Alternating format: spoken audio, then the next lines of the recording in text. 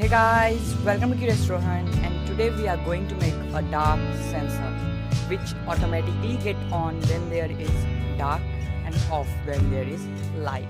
So let's get started. Click on subscribe and press the bell icon to never miss any video from Curious Rohan. The components which are required are VC547 transistor,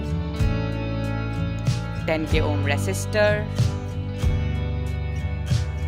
and LDR, light dependent resistor.